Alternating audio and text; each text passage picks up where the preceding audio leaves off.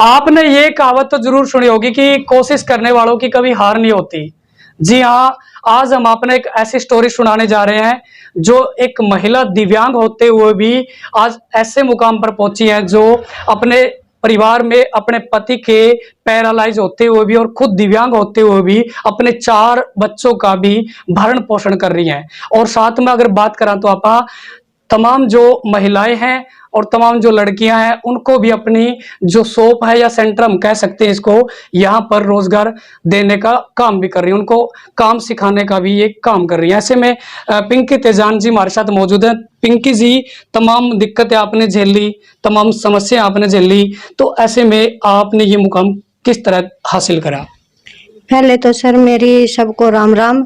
Sir ये मुकाम ऐसे, मैं पहले घर में सिलाई करती थी सर, तो घर में मेरा और भी काम था, जैसे कि मंडी का काम करना, मुनीमगिरी का, उसमें अच्छा खासा कमा लेती थी, परिवार का गुजारा सही चल जाता था। तो सर फिर ये लॉकडाउन लगा, इसके लॉकडाउन में लगने के कारण मेरे सारे ग्राहक जो है वो आने बंद हो गए, काम था मंडी का वो भी बंद हो गया। तो सर फिर उसके बाद जब लॉकडाउन खुला तो मैंने फिर दुकान करी। दुकान मैंने सर कर्जा उठाया था, कंपनियों से लोन लिया था, 2-3 कंपनियां, जैसे एक आशीर्वाद कंपनी हो गई, एक सैटिन कंपनी हो गई, इनसे 2.5 लाख का लोन उठाया सर। फिर मैंने अपनी दुकान खड़ी करी। उसके बाद सर फिर मेरा ना दुकान की छत गिर गई। छत गिरने से मेरा जो सामान था, दुकान में मशीनें थी, सब खत्म हो गई थी। तो फिर सर वो यह हादसा होता है, वो दुकान सर दिन में गिरी, वो रात में गिरी, दिन में नहीं गिरी। अगर दिन में गिर जाती तो फिर दिक्कत हो जानी थी। तो फिर उस बीच सर थोड़ी हिम्मत टूट गई। तो कुछ मीडिया वालों ने, एक फ्रेंड थी जो मेरे पास बैठती थी, उसकी जान पहचान के मीडिया वाले थे, मैं किसी को इतना नहीं जानती थी, क्योंकि मैं पहली बार घर से निकली थी, तो मुझे नहीं पता था भाई शहर बाजार में कैसे रहते हैं, घर में रहती थी। तो फिर उसके जरिए मीडिया वालों ने एक भैया से मिलाया, जो कि मेरे भैया अक्षय भैया है, तो उसने सहारा दिया, कुछ हेल्प करवाई, उसके ग्रुप वालों ने हेल्प की, न्यू थिंकर ग्रुप चलाते हैं वो। तो सर फिर उसकी वजह से ये दोबारा से दुकान खड़ी करी मैंने। जी। पिंकी जी, आप तो जानना चाहूंगा, जो आप दिव्यांग हैं बचपन से हैं या फिर उसके बाद हुए थे? बचपन से तो नहीं था सर, मेरी एज 10 साल की थी, पढ़ाई करती थी, जब अचानक बुखार में हवा लग जाती है, जैसे कि मम्मी पापा तो खेत खात में जाए रहते हैं, तो बच्चे बुखार में बरसात में भीगते हैं, तो ऐसे सर ये पोलियो हो गया था मेरा। आपने जिस तरह ये मुकाम हासिल करा, यहाँ तक पहुँचे, आप टेलरिंग का कार्य शुरू किया, तो तमाम जो समाज के लोग हैं, उन्होंने आपको तमाम बातें बोली होंगी, तो उस पर क्या कहेंगे? समाज का तो सर मैंने समाज को तो देखा नहीं है, बट पूरा समाज अपने परिवार में ही देखा है, क्योंकि जो मेरे परिवार में है, एक तो मैं अपने हस्बैंड की दूसरी वाइफ थी सर, और ऊपर से मेरे 4 बच्चे थे, तो उन्होंने दूसरी मुझे लेके आए, तो परिवार वालों को हुआ कि भाई ये क्यों आई है, जो था पहले हमारा हो जाना था वो। तो सर इसी वजह से फिर जब घर में काम करती थी, बोलते थे भाई ये तो लोगों को लूटती है, सूट की सिलाई अच्छी नहीं करती है वो। तो सर मैंने किसी की बातों पे ध्यान ही नहीं दिया। जब दुकान करी तो फिर बोलती है कि ला ये तो ना मजे लेने जाती है बाहर, भाई हाथों पैरों वाली लेडीज घर में पड़ी होती है और ये बाहर घूमती है, इसको तो ना बाहर का आदत लग चुकी है, चस्का लग गया, ऐसे जो भी मतलब गंदगी होती है सर लोगों के दिमाग में, वो गंदगी उनके मन में थी। पर सर मैंने अपने बच्चे और अपना परिवार देखना था, मैंने सबको इग्नोर करके आगे निकली हूँ मैं। आज आपके जिस तरह आप बता रहे हो, 2 बेटे हैं, 2 बेटी हैं, कौन-कौन सी क्लास में वो पढ़ते हैं और आप कैसे मैनेज कर रहे हैं उनकी पढ़ाई को? सर मेरी बेटी जो है दोनों कॉलेज जाती है, बेटा बड़ा बेटा +2 में है, छोटा बेटा 9th में है। तो सर दुकान कुछ तो काम दुकान का होता है, कुछ लोन ले रखे हैं, ऐसे जैसे कि एडमिशन वगैरह आते हैं हर साल, तो लोन ले लेती हूँ, लोन से फिर उनका एडमिशन कराती हूँ, फिर साल के साल वो कर्जा चुका देती हूँ। पिंकी जी, आपने एक बात और पूछूंगा मैं, जिस तरह आपने दुकान भी की है, सेंटर आपने बनाया हुआ है और बच्चों को भी, आप परिवार को भी मैनेज कर रहे हैं, तो दोनों चीज़ें कैसे आप किस तरह से आप मैनेज करो? मैं तो सर बस वही है कि सुबह जल्दी उठो, घर के काम में बच्चों के साथ मिल बांट के काम कर लेना होता है। फिर यहाँ पे जो बच्चे सीखने आते हैं वो भी मुझे अपना इतना मानते हैं कि भाई उनको घर परिवार में और दुकान में कोई फर्क नहीं आता, नजर आता। वो यहाँ पे मेरी ऐसे हेल्प करती हैं जैसे मेरी खुद की बेटी हो। हम सर मैं समझती नहीं हूँ कि ये दुकान है, मैं सोचती हूँ बस ये भी मेरा घर ही है, जहाँ ये मेरे बच्चे आते हैं सीखने मेरे पास, जिनको शिक्षा मिलती है यहाँ से काम करने की। बात करें तो दुकान पर आने जाने की, तो आप कैसे मैनेज करते हैं, किस तरह से आते हैं और किस तरह से जाते हैं? सर दुकान पे तो एक तो अगर टाइम पे मेरा लड़का होता है, जैसे कि वो तो होता ही है, कई बार उसको स्कूल में जल्दी जाना होता है या फिर उसकी तबीयत खराब होती है, तब मैं ऑटो से आती हूँ। नहीं तो फिर मेरे बेटे का टाइम 8 बजे का है स्कूल का, उसके साथ जल्दी आ जाती हूँ सर मैं दुकान पे।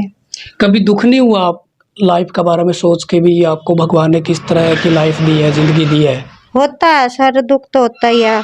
जब लेडीज सो के उठती है सर, तो उस टाइम मैं दुकान पे होती हूँ, मुझे महसूस होता है भाई मैं भी अपने परिवार में रहती, अपने घर में रहती, पर क्या करूँ सर, बच्चों की जिम्मेवारी, आदमी की जिम्मेवारी होती है, वो भी निभानी होती है सर। किसी के सामने रिक्वेस्ट करती हूँ मुझे छोड़ाओ भाई, मुझे छोड़ाओ, कई बार कोई नहीं छोड़ के आता, तो सर घर में ही रहना पड़ता है। तो बड़ा फील होता होगा। फील तो होता ही है सर। आपके हस्बैंड भी बता रहे हैं आप जिस तरह से पैरालाइज हैं, तो उनको भी संभालना, तमाम जिम्मेदारियां भी संभालना अपना है, तो कहीं ना कहीं एक बहुत बड़ा स्ट्रगल है। तो तमाम जो आप जैसी महिलाएं हैं, उनको आप किस तरह से प्रेरित करेंगे? मैं तो यही कहूंगी सर, जो महिलाएं हैं, जो जिन्हें कुछ भी काम आता हो, कुछ भी, वो किसी के ऊपर डिपेंड ना हो, कहीं ना कहीं अपना खुद का करके खाएंगी तो किसी की सुननी नहीं पड़ेगी। अगर सर आज मेरे पास ये सिलाई का काम ना होता तो कहीं मैं रोड पे बैठ के भीख मांगती होती अपने बच्चों के साथ। मेरे हस्बैंड को पिछले साल पैरालाइज हुआ, पहले भी वो काम नहीं कर पाते थे, पहले भी उन्होंने अपना शरीर दारू पी के ऐसे ही खराब कर रखा था, बट सर उनका इतना सहारा था कि मैं अकेली दुकान पे होती थी, वो आके बैठ जाते थे मेरे पास, लाने ले जाने में मुझे कोई दिक्कत नहीं थी। तो पिछले साल 27 जून को उनको पैरालाइज हो गया, तब से बहुत ज़्यादा दिक्कत आ रही है मुझे आने जाने में। पिंकी जी, आज आप सक्सेस हैं, अपने काम चला रहे हैं, परिवार को पाल रहे हैं। पहले लोग ताने मारते थे, महिलाएं भी बता रहे हैं, अब ताने मारते थे, लेकिन आज लोग आपके बारे में क्या सोच रखते हैं आपको? सर मार्केट में देखो तो कोई सब यही कहते हैं कि भाई हिम्मत वाली है, परिवार वाले तो सर कभी उभरने देते नहीं है, बट मैं अब किसी को सबको नजरअंदाज कर देती हूँ, जिसको जो बोलना है बोल लो, मेरा परिवार ठीक ठाक चल रहा है सर, अपना कमा के खा रही हूँ अपने ईमानदारी से।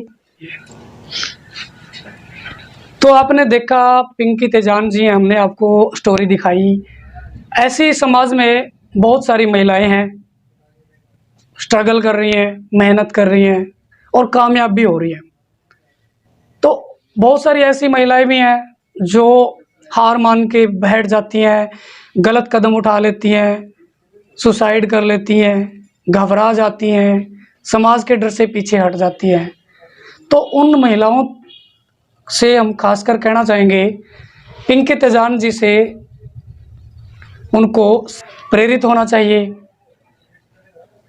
धन्यवाद जी।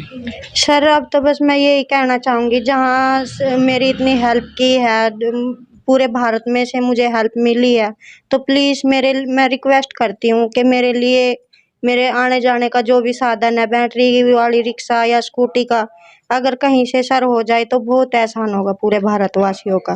पिंकी जी, इसके लिए आपने कभी अप्लाई करा हो, कोई फॉर्म आपने फॉर्म भरा हो? भरे हैं सर, मैं डीसी ऑफिस तक खुद चल के गई हूँ, जैसे चलती हूँ ऐसे ही चल के गई हूँ।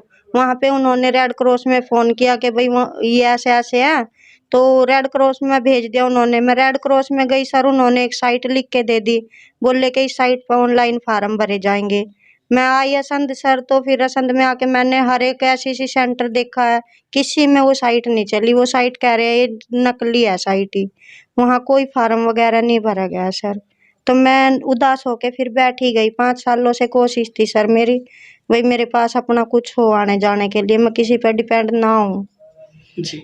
हाँ जी। तो बिल्कुल हम इसके लिए भी प्रयास करेंगे और तमाम जो व्यूवर्स हैं उनसे भी कहना चाहेंगे कि इस खबर को, इस वीडियो को ज़्यादा से ज़्यादा शेयर ज़रूर करें, ताकि पिंकी तेजान जैसी तमाम महिलाएं हैं समाज में और वो कहीं न कहीं स्ट्रगल करती हुई नज़र आती हैं। ऐसे में हमारा भी दायित्व बनता है, हमारा भी फ़र्ज़ बनता है, कर्तव्य बनता है कि ऐसी महिलाओं का साथ दें, ऐसी महिलाओं को आगे बढ़ने में मदद करें। ऐसे में हम अपने चैनल की तरफ से भी और हम पर्सनल अपनी तरफ से भी इनका अप्रोच करेंगे, ताकि इनको एक रिक्शा मिल जाए, ताकि इनका आने-जाने की जो तमाम जो समस्याएँ, दिक्कतें हैं दुकान पर या परिवार तक पहुँचने में, उसका कहीं न कहीं समाधान हो सके। वीडियो जर्नलिस्ट रितु पौड़िया के साथ सोहन पौड़िया, इंडिया 18 करनाल असंध। इसको अलग से जोड़ेंगे।